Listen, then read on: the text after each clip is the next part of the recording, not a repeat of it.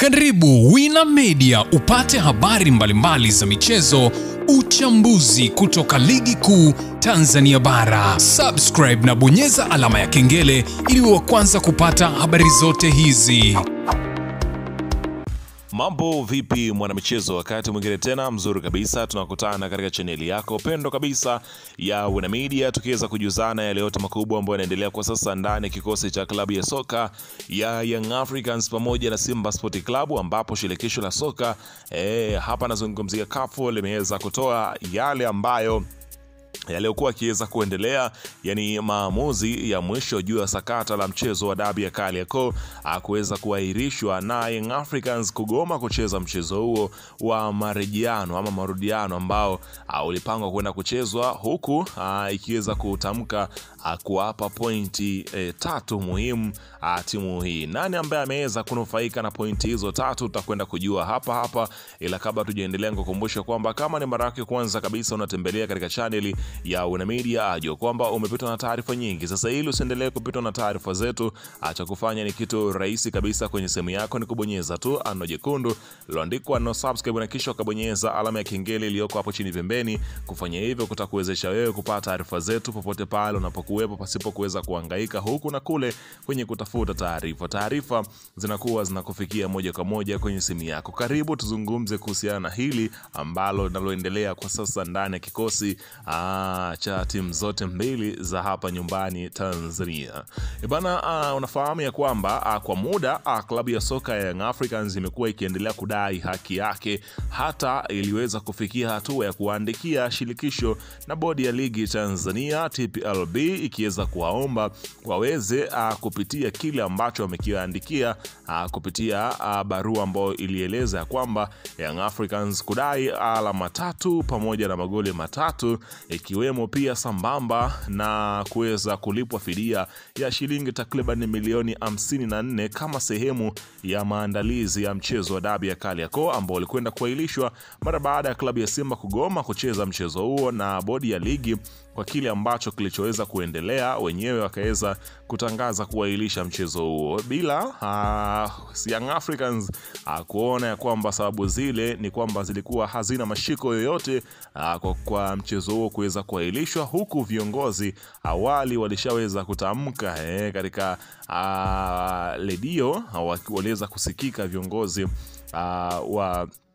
hapa nazungumzia shirikisho wakisema dabi ipo pale pale, na baadaye wakaweza kubadilika kwa yale ambayo iliitwa kamati ya masaa 72 kikao chake cha dharura kikasema ya kwamba dabi haipo na imeahirishwa mpaka pale shirikisho litakapoweza kutangaza tarehe mpya ya wao kurudiana. Young Africans wakakaza na kukaza kweli kweli, wakasema ya kwamba ni kitu ambacho hakitowezekana kwa wao kuweza kucheza dabi kwa mara nyingine tena, na wako tayari kwenda kuipambania haki yao hata nje ya TPLB ama kamati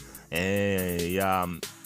hapa nazungumzia ya mpira wa Tanzania, huko heka bayana kwamba hawako na imani kabisa na kile ambacho kinachoendelea katika uongozi wa ligi kuu ya soka ya Tanzania bara. Sasa klabu ya Young Africans ambayo imepanga hatua yake kisheria dhidi ya bodi ya ligi kuwapeleka mahakamani, hapa nazungumzia mahakama ya usuluhishi ya kimichezo yani kasi,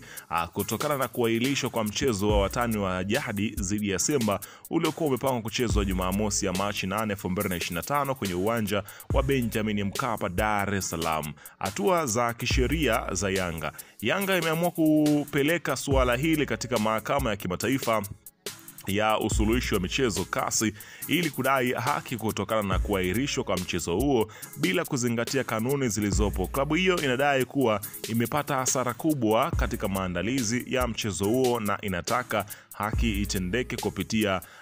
mahakama hiyo ya usuluhishi yani kasi. Msimamo wa bodi ya ligi. Wakati huo bodi ya ligi inatarajiwa kukutana kupanga tarehe mpya ya mchezo huo, ingawa Yanga imeshatangaza kuwa haitacheza na badala yake itafuata njia za kisheria kupata haki yake. Hatua hii ya Yanga kwenda kasi inatarajiwa kuleta mjadala mpana katika tasnia ya michezo nchini, hasa kuhusu utekelezaji wa kanuni na taratibu za kuendesha kuendesha ligi na mechi muhimu kama hizi. Sababu za kuahirishwa kwa mchezo huo uliahirishwa saa chache kabla ya kuanza baada ya Simba kugomea kushiriki kutokana na kuzuiwa kufanya mazoezi ya mwisho kwenye uwanja wa Mkapa na watu wanaodaiwa kuwa makomando wa Yanga. Bodi ya ligi ilitoa taarifa ya kuahirisha mchezo huo, ingawa kanuni za ligi namba 34 hazijaainishwa sababu kama hiyo kuwa msingi wa kuahirisha mechi. Hasara kwa wadau na mashabiki. Kuahirishwa kwa mchezo huo kumesababisha hasara kubwa kwa wadau mbalimbali, wakiwemo mashabiki waliosafiri kutoka mikoani na nje ya nchi pamoja na wafanyabiashara, wajasiriamali waliotarajiwa kunufaika na tukio hilo. Aidha, maskaunti wawili kutoka Sweden, Jamal Osman na Naom Tesfaye, walikuwa wamekuja kumtazama mchezaji Clement Mzinze katika mchezo huo, lakini walishindwa kufanya hivyo kutokana na kuahirishwa kwake, na hivyo kupata hasara ya zaidi ya shilingi milioni 20 zilizotumika kwa safari, chakula, usafiri na malazi. Unaona bana, kile ambacho kilichoweza kutokea katika dabi hiyo, ambapo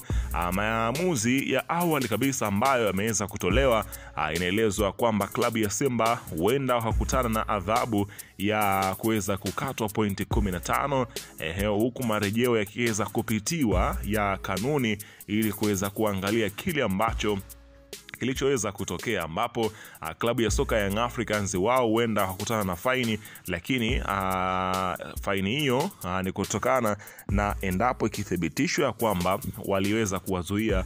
klabu ya Simba kuingia uwanjani kwa kile kilichoweza kutokea, huku bado kukiwa na ukakasi juu ya kile ambacho kilichoweza kutolewa kwamba makomando hao waliweza kuwazuia ni wa Young Africans. Lakini taarifa ya TFF na bodi ya ligi yenyewe ilisema ya kwamba klabu ya soka ya Young Africans wao walikuwepo kama sehemu ya usimamizi wa uwanja, lakini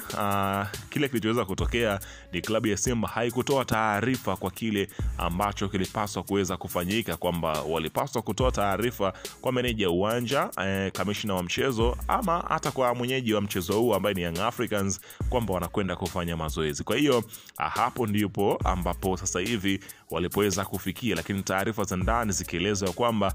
taarifa ya kukatwa pointi 15 huenda ikawa sio njema kwa mashabiki wa klabu ya soka ya Simba Sport Club. Tusubiri kuweza kusikia kile ambacho kitakachoweza kujili katika shauri hilo ambalo nadaiwa ya kwamba huenda likawa na gumzo kweli katika soka la Afrika kwa kile ambacho kitakachokwenda kufanyika. Sasa sijajua maamuzi ambayo ni yapi ambayo yatakwenda kufanyika, pengine yatakwenda kuweza kuleta muamko mkubwa katika soka la Afrika, kwani CAF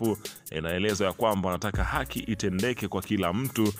Kwa hiyo uchunguzi unaokwenda kufanyika utakuwa na uchunguzi ambao wenye kuweza kuleta matokeo ambayo yatakuwa ni sawa kwa pande zote mbili. Bana, weka maoni yako hapo chini katika upande wa comment kuhusiana na taarifa.